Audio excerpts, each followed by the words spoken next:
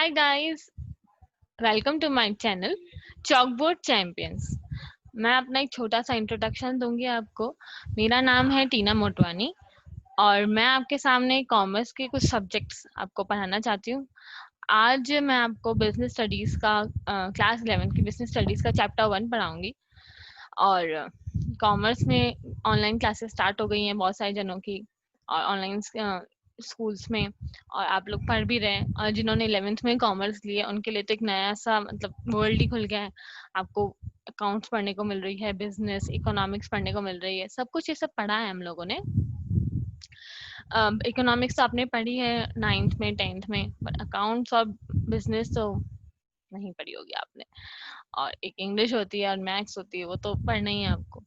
तो बिजनेस एक ऐसा सब्जेक्ट है जिसमें सब लोग बोलेंगे ये थ्योरी सब्जेक्ट है, और आप लोगों को बोलेंगे इसको आपको रटना पड़ेगा, मेमोराइज करना पड़ेगा और पॉइंटर्स लिखने पड़ेंगे। तो मैं चाहती हूँ आपके लिए ये सब्जेक्ट बिल्कुल आसान हो जाए, आपको बिल्कुल याद नहीं करना पड़े इसको, सब्जेक्ट को आराम से आप पढ़िए मेरे साथ। कलरफुल नोट्स मैं दूंगी आपको लिंक में, और आप आराम से उसको पढ़िए और कुछ भी नहीं होगा। बस मेमोराइज कीजिए, मेमोरी टेक्निक दूंगी मैं आपको, और पॉइंटर्स बता दूंगी, समझा दूंगी पिक्चर्स के थ्रू। आपको एक बार में याद हो जाएगा। आप 2 बार अपने घर पे पढ़िए, एक बार मेरे साथ पढ़िए, और बहुत ही अच्छे से सब्जेक्ट तैयार हो जाएगा अपना। अपना कोर्स खत्म हो जाएगा। एक मैंने चैप्टर का थोड़ा सा ही टॉपिक लिया है, पर अब आप बताइएगा मुझे कि आगे मैं इसी चैप्टर को कंटिन्यू करूँ या दूसरे चैप्टर शुरू करूँ। कमेंट सेक्शन में मुझे बताइएगा। तो चलिए शुरू करते हैं। देखिए, मैंने आपके लिए ये पीपीटी बना रखी है बिजनेस स्टडीज की, चैप्टर 1 की। तो चैप्टर 1 का नाम है nature and concepts of business. तो अपन पढ़ते हैं इस चैप्टर को, ठीक है। तो सबसे पहले nature and concept of business, जैसे चैप्टर का नाम है, तो अपन को पता लगाना है कि बिजनेस क्या है। अब बिजनेस तो सबने सुना होगा कि मम्मी पापा बोलते होंगे मेरे पापा का बिजनेस है, या मेरे पापा का बिजनेस है, या हमारी फैक्ट्री है, या आपके पापा मम्मी जॉब करते हैं। तो फिर वो क्या है, बिजनेस का मतलब क्या होता है। बेसिकली जो भी एक्टिविटी हम अपने करते हैं, इकोनॉमिक एक्टिविटी जिसे कहते हैं, जो भी एक्टिविटी हम करते हैं बेसिकली पैसे कमाने के लिए, अपने अर्निंग लिव करने के लिए, तो वो सारी एक्टिविटी बिजनेस कहलाती है, बिजनेस इकोनॉमिक इकोनॉमिक एक्टिविटी कहलाती है। और उनमें से कुछ एक्टिविटीज, उनको हम बिजनेस में कैटेगराइज करते हैं। तो सबसे पहले, all human beings are required to perform some or other activity to satisfy their needs. तो क्योंकि हम इंसान हैं, हमें अपने बहुत सारे काम करने होते हैं। नींद में से उठते हैं हम, तो हम सुबह उठ के ब्रश करते हैं, फिर खाना खाते हैं, और फिर आगे कुछ अपना लॉकडाउन में बहुत सारी चीज़ें हमने करी, अपने बहुत सारी हॉबीज़ को हमने डिस्कवर करा है। तो वो सारी एक्टिविटीज़ जो हम अपने टाइम पास करने के लिए करते हैं, या फिर हम लिविंग अर्न करने के लिए करते हैं, सारी एक्टिविटीज़ को हम कैटेगराइज करते हैं इकोनॉमिक और नॉन इकोनॉमिक एक्टिविटीज़ में, ठीक है। तो हम ह्यूमन बींग्स हैं, हमें एक्टिविटीज़ परफॉर्म करने की ज़रूरत पड़ेगी, तो उसको हम लोग इकोनॉमिक और नॉन इकोनॉमिक एक्टिविटी में डिवाइड करेंगे, ठीक है। तो सबसे पहले इकोनॉमिक एक्टिविटीज क्या होती है। Some of the activities which are perform to produce some direct economic benefits are called economic activities. मतलब जो जो एक्टिविटीज हम डायरेक्ट, ऐसे एक्टिविटीज जिससे हमें डायरेक्ट इकोनॉमिक बेनिफिट मिलता है। जैसे कुछ एक्टिविटी करते हैं हम अपने चैरिटेबल पर्पस के लिए, जैसे हम लोगों ने किसी गौशाला में जाके दान दे दिया, या फिर हमने किसी गरीब को खाना पहुंचा दिया। तो उससे हमें इकोनॉमिक बेनिफिट नहीं मिलता, ये हम अपने साइकोलॉजिकल सेटिस्फेक्शन के लिए करते हैं। ये भी एक एक्टिविटी है, पर इससे हमें इकोनॉमिक बेनिफिट नहीं मिल रहा। जैसे हमने शॉप खोल ली, या फिर हमने एज अ डॉक्टर प्रैक्टिस कर रहे हैं, या सीए प्रैक्टिस कर रहे हैं, या अगर हमने आर्किटेक्चर का कोर्स किया, तो हम एज एन आर्किटेक्ट काम कर रहे हैं, इंटीरियर डिजाइनिंग कर रहे हैं। तो ये सब जो एक्टिविटी हमको जो डायरेक्ट इकोनॉमिक बेनिफिट्स देती है, मतलब जो हमको पैसा, जैसे हमें पैसा कमाने में काम करती है, तो वो होती है इकोनॉमिक एक्टिविटीज, ठीक है। तो इसमें मैंने देखिए आपको एक पिक्चर लगाया है, इसमें ये डॉक्टर अपने प्रोफेशन से बहुत खुश है, तो ये जो एक्टिविटी कर रही है वो क्या हो गई, इकोनॉमिक एक्टिविटी। अब हम करेंगे, अब हम आगे बढ़ेंगे नॉन इकोनॉमिक एक्टिविटी के बारे में। एक मिनट। जो एक्टिविटीज हमें पर्सनल सेटिस्फेक्शन देती है, जैसे हमने लॉकडाउन में बहुत सारी एक्टिविटी करी है, जैसे सिंगिंग, डांसिंग, पेंटिंग, टिकटॉक बनाना। आजकल टिकटॉक बैन हो गया है, तो रील्स बनाना, और दूसरी चीज़ें गानों में हॉट शॉट्स बनाना। तो ये सारी जो एक्टिविटीज़ हम अपने पर्सनल सैटिस्फैक्शन, सोशल मीडिया के लिए, उन सब के लिए करते हैं। तो हाँ, कुकिंग और पेंटिंग, तो ये सब क्या हो गई हमारी नॉन इकोनॉमिक एक्टिविटी। काफ़ी लोग यूट्यूब को वैसे बहुत वो लेते हैं, मतलब ऐसा प्रोफेशन लेते हैं, पर ठीक है, हम लोग जो यूट्यूब दूसरा दूसरा जब अपने पर्सनल सेटिस्फेक्शन के लिए करते हैं, तो वो क्या हो गई, हम कुकिंग, पेंटिंग, वो सब नॉन इकोनॉमिक एक्टिविटी हो गई। ठीक है, तो इसमें मैंने एक ये पिक्चर लगाई जिसमें ये औरत अपना हाथ जला रही है। तो आपको इस पिक्चर से आपको याद रहेगा कि ये एक नॉन इकोनॉमिक एक्टिविटी है। तो दो चीज़ें मैंने समझाई हैं आपको कि सबसे पहला वो एक्टिविटी जिससे हमें डायरेक्ट इकोनॉमिक बेनिफिट मिलता है, याद रखना, डायरेक्ट इकोनॉमिक बेनिफिट मिलता है, तो वो इकोनॉमिक एक्टिविटी हो गई। और जिससे हमें पर्सनल सेटिस्फैक्शन मिलता है, वो हो गई नॉन इकोनॉमिक एक्टिविटी। ठीक है, हम पर्सनल सेटिस्फैक्शन की जगह साइकोलॉजिकल सेटिस्फैक्शन भी लिख सकते हैं, ऐसा कोई वो वाली बात नहीं होगी, आप इसमें लिख सकते हैं, कोई दिक्कत नहीं। अब आगे हम पढ़ेंगे, तीन तरीके की इकोनॉमिक एक्टिविटीज होती हैं, बिजनेस, एम्प्लॉयमेंट और प्रोफेशन। ठीक है, उसको आप ऐसे याद रखना, BEP, बिजनेस, एम्प्लॉयमेंट और प्रोफेशन। बिजनेस, एम्प्लॉयमेंट, प्रोफेशन में क्या है, हमने इकोनॉमिक एक्टिविटीज को तीन हिस्सों में बांट दिया। मैंने आपको बताया था सारी एक्टिविटी बिजनेस नहीं होती, उन सारे एक्टिविटीज जो हम करते हैं इकोनॉमिक एक्टिविटी, उसका एक हिस्सा होता है बिजनेस, दूसरा एम्प्लॉयमेंट और प्रोफेशन में बहुत फर्क होता है। हम आगे पढ़ते हैं। अब देखिए बिजनेस क्या है। अब वो सारी एक्टिविटीज जिसमें गुड्स और सर्विसेज की sale, purchase, distribution, transfer, exchange of goods और सर्विसेज, सर्विसेज भी इंक्लूड होते हैं, क्योंकि आजकल कोई भी बिजनेस सर्विस के बिना नहीं चलता। अगर मैंने अपनी शॉप खोली तो मुझे बैंकिंग सर्विस चाहिए, ट्रांसपोर्ट सर्विस चाहिए, और आप भी बता दीजिए कौन सी सर्विस चाहिए, बताइए बताइए। बैंकिंग, ट्रांसपोर्ट, अगर मैं अपनी दुकान बनवा रही हूँ तो कंस्ट्रक्शन सर्विस, और अगर मेरा बड़ी सी फैक्ट्री या कॉल सेंटर है तो कॉल सेंटर की सर्विस। तो कोई भी बिजनेस सर्विसेज के बिना नहीं चल सकती। तो उन उन बिजनेस या उन एक्टिविटीज जिसमें वो एक्टिविटीज जिसमें सेल, परचेज, प्रोडक्शन, डिस्ट्रीब्यूशन हो, तो वो सारी एक्टिविटीज बिजनेस कहलाती है। लेकिन याद रखिएगा, हम sale, purchase, production charitable purpose के लिए भी कर सकते हैं, लेकिन बिजनेस में ये चीज़ें हम अर्निंग प्रॉफिट के लिए करते हैं। मेजरली हमारा मेन मोटिव क्या होता है, अर्निंग प्रॉफिट। ठीक है, मैंने ऐसा बार्टर एक्सचेंज कर लिया, अपने एक लैपटॉप देके दूसरा लैपटॉप ले लिया, या मान लो लैपटॉप देके कुछ और खरीद लिया, तो वो मेरा बिजनेस नहीं होगा, क्योंकि मैं उससे प्रॉफिट नहीं कमा रही हूँ। ये तो मैंने वन टाइम के लिए किया, वन टाइम नहीं होना चाहिए, हम रेगुलर करें इस काम को, तभी उसको बिजनेस कहलाएंगे। ठीक है, अब दूसरा है प्रोफेशन। प्रोफेशन क्या होता है, कोई भी चीज, कोई भी ऐसा ऑक्यूपेशन, कोई भी ऐसा काम जिसमें हमें अपना स्पेशलाइज नॉलेज चाहिए होता है और जिसमें एंट्री रेस्ट्रिक्टेड होती है। इस लाइन का मतलब है कि बिजनेस कोई भी खोल सकता है, जैसे एक बीकॉम ग्रेजुएट या कोई भी 12th क्लास के बाद जिसने क्लियर कर लिया, वो भी अपना बिजनेस चला सकता है, वो भी अपना काम कर सकता है, वो भी अपनी शॉप खोल सकता है, फैक्ट्री खोल सकता है। पर प्रोफेशन में ऐसा क्या होता है, जो भी प्रोफेशनल है वो ही खोलेगा, वो ही कर सकता है। मतलब अगर मैंने डॉक्टर का कोर्स किया है तभी मैं डॉक्टर का क्लिनिक खोल सकती हूँ, अगर मैंने सीए का कोर्स किया है तभी मैं सीए कर सकती हूँ, सीए की प्रैक्टिस कर सकती हूँ, तभी हो सकता है। किसी भी अरे गहरे के पास तो आप इनकम टैक्स की रिटर्न या जीएसटी की रिटर्न बनाने तो जाएंगे नहीं, आप सीए के पास ही जाएंगे। तो प्रोफेशन वो होता है जिसमें स्पेशलाइज नॉलेज चाहिए होती है और जहाँ पे एंट्री इज रेस्ट्रिक्टेड, मतलब उस प्रोफेशन को फॉलो करने के लिए रेस्ट्रिक्टेड एंट्री होती है, मतलब सब लोग नहीं कर सकते, सिर्फ प्रोफेशनल्स कर सकते हैं। ठीक है, अब आगे हम पढ़ेंगे एम्प्लॉयमेंट। एम्प्लॉयमेंट क्या होता है, ऐसा उस एम्प्लॉयमेंट में एक ऐसा कॉन्ट्रैक्ट होता है एम्प्लॉय और एम्प्लॉयर के बीच में, जिसमें वो लोग, एम्प्लॉयर कुछ टर्म्स और कंडीशन स्पेसिफाई करता है, उसको फॉलो करते हुए, उसको एग्री करते हुए एम्प्लॉय उनका काम करता है और सैलरी और वेज उसको मिलती है। ठीक है, तो एम्प्लॉयमेंट क्या होता है, a contract between employee and employer whereby employee agrees to work as per the instructions of the employer for earning salary or wage। ठीक है, तो एम्प्लॉयमेंट का मतलब समझ में आ गया। प्रोफेशन भी एक एम्प्लॉयमेंट की तरह हो गया। अगर मैं सीए हूँ तो और मैंने जाके किसी कंपनी में काम किया है, तो क्या हो गया, वो एम्प्लॉयमेंट हो गया।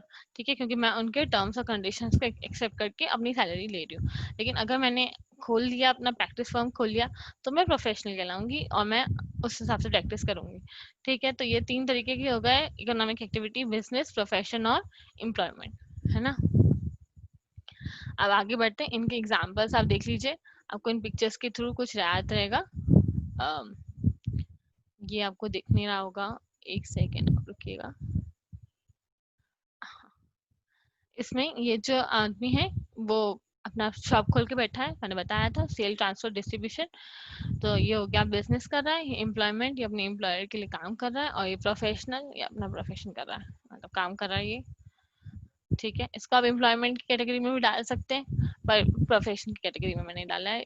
तो प्रोफेशनल भी कंप्यूटर में तो काम करता ही है, उसमें कोई बड़ी बात नहीं है। तो फिर अब आगे बढ़ते हैं।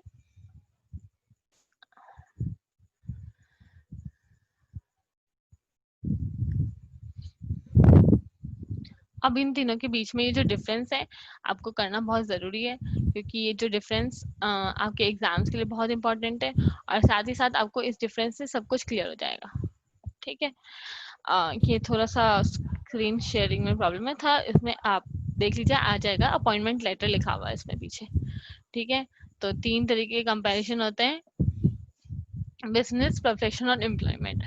तो ये बेसिस आपको मैं मेमोरी टेक्निक से याद करा दूंगी, इसमें कोई दिक्कत वाली बात नहीं है, आप मेमोरी टेक्निक से ये आराम से याद कर लीजिएगा। ठीक है गाइस, तो सबसे पहला है बेसिस, मोड ऑफ एस्टेब्लिशमेंट, मतलब बिजनेस, प्रोफेशन और एम्प्लॉयमेंट तीनों कैसे चलते हैं, शुरू कैसे होते हैं। तो बिजनेस के लिए सबसे पहले अगर मैं बिजनेस कर रही हूँ तो मुझे क्या एक आइडिया चाहिए होता है कि हाँ भाई मुझे बिजनेस स्टार्ट करना है, मुझे एक फैक्ट्री खोलनी है, मुझे एक पानी का फिल्टर, मतलब कैंप पर जो सप्लाई करते हैं वो चाहिए। तो मेरा एक डिसीजन होगा और मेरे कुछ लीगल फॉर्मेलिटीज होंगी, उसको कंप्लीट करने के बाद मेरा बिजनेस स्टार्ट हो जाएगा। बस एक एक डिसीजन का होता है बिजनेस स्टार्ट करना, एक डिसीजन लो और फिर फॉर्मेलिटीज कंप्लीट करो, आपका बिजनेस स्टार्ट हो गया। प्रोफेशन के लिए सबसे पहले प्रोफेशन के लिए हमें पढ़ाई करनी पड़ती है, बहुत पढ़ाई करनी पड़ती है। पढ़ाई करने के बाद हमें उस प्रोफेशनल बॉडी का मेंबर बनना पड़ेगा और वहां से सर्टिफिकेट ऑफ प्रैक्टिस लेना पड़ेगा। जैसे मैं आपको एग्जाम्पल देती हूँ, सीए में ऐसा होता है कि अगर आपने सीए कोर्स कंप्लीट कर लिया तो आप दो ऑप्शन है कि आप प्रैक्टिस कर सकते हैं या तो आप जॉब कर सकते हैं। अगर आप जॉब कर रहे हैं तो आप प्रैक्टिस नहीं कर सकते, अगर आप प्रैक्टिस कर रहे हैं तो आप जॉब भी नहीं जा सकते। एक बार आपने सर्टिफिकेट ऑफ प्रैक्टिस ले लिया तो आप जॉब नहीं कर सकते हो। ठीक है, तो इसके प्रोफेशन को अपना स्टार्ट करना है तो हमें मेंबरशिप लेनी पड़ेगी, प्रोफेशनल बॉडी से मेंबर बनना पड़ेगा, उसका पढ़ाई करके उसका डिग्री हासिल करके, और उसके बाद हमें उससे सर्टिफिकेट ऑफ प्रैक्टिस लेना पड़ेगा। अब एम्प्लॉयमेंट कहाँ से होगा, appointment letter and service agreement से। मैंने आपको बताया था employment is a contract between employer and employee, तो उस कॉन्ट्रैक्ट को बोलते हैं अपॉइंटमेंट लेटर या सर्विस एग्रीमेंट, जिसमें सारे टर्म्स और कंडीशंस उस एम्प्लॉयमेंट एम्प्लॉयर जो भी है उस काम के लिखे हुए होते हैं। ठीक है, तो उसको फॉलो करना एम्प्लॉय की जिम्मेदारी है, और अगर उसने कुछ किया तो फिर उसको फिर निकाल दिया जाता है। आपको तो ये सब पता ही है। तो एम्प्लॉयमेंट क्या होता है, appointment letter and service agreement से मोड ऑफ एस्टेब्लिशमेंट शुरू होता है। एम्प्लॉयमेंट उस ऑफर लेटर से स्टार्ट हो जाता है। प्रोफेशन के लिए हमें मेंबर बनना पड़ता है, सर्टिफिकेट ऑफ प्रैक्टिस चाहिए होती है, और बिजनेस के लिए हमें एक डिसीजन चाहिए होता है, एंटरप्रेन्योर्स का डिसीजन और कुछ लीगल फॉर्मेलिटीज। आ गया सबको समझ में। अब नेचर ऑफ वर्क, दूसरा है nature of work. Nature of work क्या होता है कि उसमें बिजनेस, प्रोफेशन और एम्प्लॉयमेंट में कैसा काम होता है। बिजनेस में हम गुड्स और सर्विसेज को पब्लिक तक पहुंचाते हैं, उसमें सेल, ट्रांसफर, बार्टर, एक्सचेंज सब आ गया। गुड्स और सर्विसेज याद रखना, गुड्स और सर्विसेज दोनों। ठीक है, प्रोफेशन में हम अपनी एक्सपर्ट सर्विसेज, सिर्फ सर्विसेज, प्रोफेशन सर्विसेज के लिए होता है हम अपनी एक्सपर्ट सर्विसेज किसी पब्लिक को देते हैं। प्रोफेशन में एक्सपर्ट वर्ड लिखना आपको जरूरी है, क्योंकि ऐसा वैसा कोई भी प्रोफेशनल नहीं कहला सकता, उसके एक्सपर्ट नॉलेज होना बहुत जरूरी है। और एम्प्लॉयमेंट, जो भी काम उस एम्प्लॉयर एम्प्लॉय ने अपने कॉन्ट्रैक्ट एग्रीमेंट में लिखा होगा तो वो सारा काम होता है, कुछ भी हो वो काम।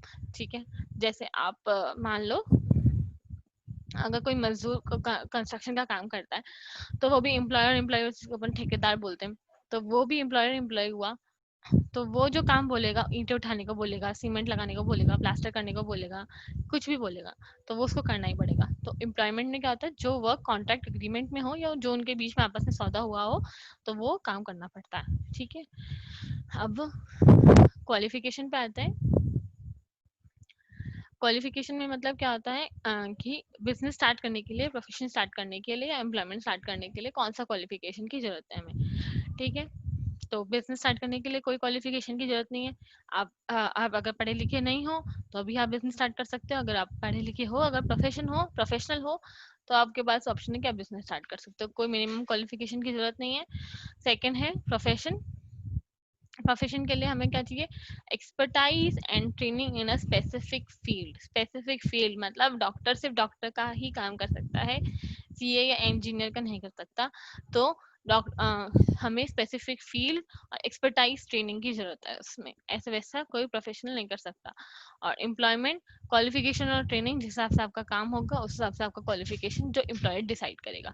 Qualification and training as prescribe by the employer. ठीक है, आप सबको समझ में आया? Mode of establishment, nature of work और क्वालिफिकेशन। अब आगे बढ़ते हैं रिवॉर्ड और रिटर्न। रिवॉर्ड मतलब बिजनेस में से हमें क्या रिवॉर्ड मिलता है? प्रॉफिट। हम बिजनेस से क्या कमाते हैं? प्रॉफिट, मुनाफा जिसे कहते हैं मुनाफा। और प्रोफेशन, प्रोफेशनल फीस, जब हम डॉक्टर को देते हैं डॉक्टर की फीस, सीए को देते हैं उनकी फीस। और एम्प्लॉयमेंट में हम सैलरी कमाते हैं या वेजेस कमाते हैं। और सैलरी और वेजेस के बीच में बहुत डिफरेंस होता है। सैलरी का मतलब होता है जो हम लोग जो सर्विस क्लास होती है, जो अब सर्विसेज प्रोवाइड करती है, उनको सैलरी मिलती है, जो बड़ी कंपनीज में मिलती है। और वेजेस मतलब जो हम नीचे जो वर्कर्स को देते हैं, उधर वर्कर्स फैक्ट्री में जो वर्कर्स काम करते हैं उनको देते हैं, या तो ये जो मजदूर होते हैं उनको देते हैं, उनको वेजेस कहते हैं। ठीक है, जैसे ट्रांसपोर्ट में मान लो हमारे घर में कोई हम सामान लेके आए, टेबल लेके आए, तो वो जो आदमी उतार के हमारे घर में रखेगा, उसका सेटलमेंट करेगा, तो हम उसको वेजेस देंगे, सैलरी नहीं देंगे, उनको वेजेस देंगे। क्या पढ़ेंगे? अकाउंट्स में पढ़ेंगे डिफरेंस इसका। अब आगे बढ़ते हैं capital investment. Capital investment, capital majorly क्या होता है? कैपिटल आप समझ लीजिए कि मैंने कितना पैसा लगाया। एक बार के आप समझ लीजिए हमने कितना पैसा लगाया। आप अकाउंट्स में भी पढ़ेंगे उसको। कैपिटल क्या होता है? पैसा लगाना। बिजनेस में कैपिटल इन्वेस्टमेंट क्या होता है? वो मैंने कितना पैसा लगाया इस बिजनेस में, वो उसकी साइज, उसके नेचर के ऊपर डिपेंड करता है। अगर मैं फैक्ट्री खोलूँ तो मुझे ज्यादा पैसा लगाना पड़ेगा, अगर मैं दुकान खोल रही हूँ मेरे को उस हिसाब से कम लगाना पड़ेगा पैसा। तो पैसा किस पर डिपेंड करता है? Size and nature of business, हम कौन से तरीके का बिजनेस कर रहे हैं। और प्रोफेशन में बहुत ही कम कैपिटल की जरूरत होती है। मान लो अगर मैं डॉक्टर का क्लिनिक खोल रही हूँ तो मेजरली मुझे मशीन चाहिए होंगी। अगर मैं कोई डेंटिस्ट हूँ तो मुझे मशीन चाहिए होगी, बाकी तो कुछ चाहिए नहीं होगा। तो उसमें बहुत ही लिमिटेड कैपिटल लगता है। और एम्प्लॉयमेंट में तो कोई कोई जरूरत नहीं कैपिटल लगाने के लिए, जाओ काम करो आ जाओ, हमें कुछ पैसे लगाने की जरूरत नहीं, बस हमें पैसे मिलते हैं। ठीक है। रिस्क, प्रॉफिट्स अनसर्टेन होती है, वो तो आपको पता ही है, बिजनेस में हमेशा एक जैसा प्रॉफिट नहीं होता है। और रिस्क बहुत रिस्क प्रेजेंट होता है, रिस्क हाई होती है बिजनेस में कंपेयर टू प्रोफेशनल एम्प्लॉयमेंट में। रिस्क होती है बिजनेस में। मान लो अभी ये सिचुएशन चल रही है, ऐसे टाइम चल रहा है, तो काफ़ी बिजनेसेस बंद हो चुकी हैं, तो उसमें हमारी रिस्क बहुत हाई है कि हमारा बिजनेस आगे चलेगा नहीं चलेगा, उसमें बहुत हाई रिस्क है। और प्रॉफिट अनसर्टेन है, प्रॉफिट हम कमा नहीं रहे, हम अपने कॉस्ट टू कॉस्ट बेच रहे हैं, क्या कर रहे हैं। तो प्रॉफिट और रिस्क जो है उस पर डिपेंड करता है बिजनेस पे, और हमारे टाइम पे, इकोनॉमिक टाइम पे उस पर डिपेंड करता है। और प्रोफेशन में फी तो खासकर रेगुलर होती है। किसी डॉक्टर के पास जाओगे तो आपको भीड़ दिखेगी, ऐसे डॉक्टर कोई खाली बैठा हुआ दिखता नहीं है। ठीक है। और दूसरा उसमें कुछ रिस्क तो होती है, मतलब कभी डेंटिस्ट के, अभी आप लोग इन टाइम में डेंटिस्ट के पास जाओगे नहीं जल्दी से, जिनको बहुत अर्जेंट होगा या बहुत इमरजेंसी होगी तो वही जाएगा डेंटिस्ट के पास, वरना नहीं जाएगा। तो थोड़ी बहुत रिस्क होती है, पर फीस रेगुलरली होती है। और एम्प्लॉयमेंट में फिक्स फीस होती है, हमें जितना दांत की भी है उतना ही मिलता है, और कोई रिस्क नहीं होती, हमेशा मिलता ही रहेगा। और सेवेंथ पॉइंट है transfer of interest. Transfer of interest मतलब हम उस चीज को बेच सकते हैं कि नहीं। बिजनेस में मैंने अपनी दुकान खोली, मेरा स्टेशनरी की दुकान है, फिर मैंने मेरे मेरे जाने के बाद मैंने अपने बेटे को दे दी, फिर मैंने उसने अपने आगे बेटे को दे दी। तो इसका मतलब ये है कि हम अपना बिजनेस को आगे ट्रांसफर कर सकते हैं, लेकिन अपने प्रोफेशन को, अगर मैं सीए हूँ तो मैं अपनी डिग्री को किसी और को नहीं दे सकती। ठीक है। और ना ही एम्प्लॉयमेंट में ऐसा पॉसिबल है। तो ट्रांसफर ऑफ इंटरेस्ट सिर्फ बिजनेस में ही पॉसिबल है, सम फॉर्मेलिटीज, मतलब आपको कुछ ट्रांसफर एग्रीमेंट बनाना पड़ेगा और ये सब। ठीक है, या मैं अपना बिजनेस बेच रही हूँ तो उस हिसाब से। और कोड ऑफ कंडक्ट मतलब रूल्स एंड रेगुलेशंस जो हम फॉलो करते हैं, किस लिए फॉलो करेंगे। मान लो कोई बिजनेस है, एक फैक्ट्री चल रही है, वहां पे किसी एम्प्लॉय ने फ्रॉड कर दिया, तो उसको क्या पनिशमेंट मिलेगी, क्या होगा उसका, तो वो डिसाइड करना कोड ऑफ कंडक्ट कहलाता है। मतलब आप कैसा काम करेंगे, क्या आपकी ड्यूटी होगी, क्या आपकी रिस्पॉन्सिबिलिटीज होगी, क्या आपको रिवॉर्ड्स मिलेंगे, तो ये सब बिजनेस में ज़्यादा प्रेस्क्राइब नहीं होता। वो जिसका बिजनेस है वो प्रेस्क्राइब कर ले तो वो सही है, बाकी तो कोई खास डिसाइडेड नहीं होता। प्रोफेशन में जो इंस्टीट्यूट होता है, जो बॉडी होती है प्रोफेशनल बॉडी, वो डिसाइड करती है professional code of conduct to be followed, ठीक है। और employment norms of behaviour laid down by the employer are to be followed. मैंने आपको बताया था ऑफर लेटर में सब कुछ लिखा हुआ होता है कि आपको किस प्रकार का काम करना है, आप क्या रिस्पॉन्सिबिलिटीज हैं, क्या आपकी ड्यूटीज हैं, आपको क्या रिवॉर्ड्स मिलेंगे, तो वो उस हिसाब से काम करना पड़ता है। तो ये बहुत ही ईजी है, आपको एक बार बेसिस याद हो जाए तो ये आपको आराम से याद हो जाएगा। Mode of establishment, nature of work, qualification, return reward और capital investment, risk, transfer of interest और कोड ऑफ कंडक्ट, ठीक है। तो अब मैं इसका मेमोरी टेक्निक सिखाऊंगी जिससे आपको बेसिस बिल्कुल अच्छे से याद हो जाएगा। ओके, तो नेक्स्ट स्लाइड पे आते हैं अपन। तो गाइस हम आ चुके हैं नेक्स्ट स्लाइड में, और इस स्लाइड में हम सीखेंगे मेमोरी टेक्निक जिससे हम बेसिस याद कर लेंगे। तो सबसे पहला टेक्निक है, सॉरी सबसे पहला ऐसे याद करेंगे। अब ये एक छोटी सी शॉर्ट स्टोरी है, तो इसको इसमें जो मेन बोल्ड वर्ड्स हैं उसको आपको याद करना है, वो बेसिस है। और बस एक बार ये आपको ये शॉर्ट स्टोरी याद हो जाए तो आपको वो बेसिस याद हो जाएंगे, और फिर आप उस हिसाब से आराम से लिख लेना। तो मेरे साथ आप मेरे साथ बोलिएगा, कोई दिक्कत नहीं है। आप एक बार इसको पढ़िए, 2 बार पढ़िए, आपको याद हो जाएगा, जरूर याद होगा, मेरी गारंटी आपको याद हो जाएगा। तो सबसे पहले पढ़ना स्टार्ट करते हैं। सीए की क्वालिफिकेशन मिलने के बाद हमारा मेन ऑब्जेक्टिव था बिजनेस कमेंस करना। क्या? सीए की क्वालिफिकेशन मिलने के बाद हमारा मेन ऑब्जेक्टिव क्या था? बिजनेस कमेंस करना, जिसमें सबसे पहला काम था नेचर ऑफ वर्क इन्वॉल्व देखना और कोड ऑफ कंडक्ट बनाना। इसलिए रिस्क लेकर इन्वेस्टमेंट किया, और जिसने भी इन्वेस्टमेंट किया, ट्रांसफर ऑफ इंटरेस्ट किया, उसको रिवॉर्ड मिला। ठीक है, तो शुरू करते हैं। सीए की क्वालिफिकेशन में सीए की क्वालिफिकेशन मिलने के बाद हमारा मेन ऑब्जेक्टिव था बिजनेस कमेंस करना, जिसमें सबसे पहला काम था नेचर ऑफ वर्क इन्वॉल्व देखना और code of conduct banana. CA की क्वालिफिकेशन मिलने के बाद हमारा मेन ऑब्जेक्टिव था बिजनेस कमेंस करना, जिसमें सबसे पहला काम था नेचर ऑफ वर्क इन्वॉल्व देखना और कोड ऑफ कंडक्ट बनाना। पहले इतना ही करते हैं। सीए की क्वालिफिकेशन मिलने के बाद हमारा मेन ऑब्जेक्टिव था बिजनेस कमेंस करना, और जिसमें सबसे पहला काम था नेचर ऑफ वर्क इन्वॉल्व देखना और कोड ऑफ कंडक्ट बनाना। इसलिए रिस्क लेकर इन्वेस्टमेंट किया, और जिसने भी ट्रांसफर ऑफ इंटरेस्ट किया उसको रिवॉर्ड मिला। जिसने भी ट्रांसफर ऑफ इंटरेस्ट किया, ट्रांसफर किया बिजनेस, उसको रिवॉर्ड मिला। तो हमने रिस्क लेके रिस्क लिया, रिस्क लेनी पड़ती बिजनेस में, उसको इन्वेस्टमेंट किया, और जिसने भी ट्रांसफर ऑफ इंटरेस्ट किया उसको रिवॉर्ड मिला। ठीक है, तो मेरे साथ स्टार्ट कीजिए। सीए की क्वालिफिकेशन मिलने के बाद हमारा मेन ऑब्जेक्टिव था बिजनेस कमेंस करना और नेचर ऑफ वर्क इन्वॉल्व देखना और कोड ऑफ कंडक्ट बनाना।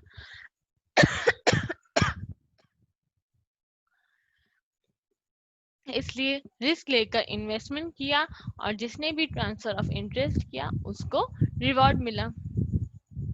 तो सीए की क्वालिफिकेशन मिलने के बाद हमारा मेन ऑब्जेक्टिव था बिजनेस कमेंस करना, और जिसने भी सबसे पहला काम था नेचर ऑफ वर्क इन्वॉल्व देखना और कोड ऑफ कंडक्ट बनाना। जिसने भी रिस्क लेकर इन्वेस्टमेंट किया उसको, उसने ट्रांसफर ऑफ इंटरेस्ट किया, उसको रिवॉर्ड मिला।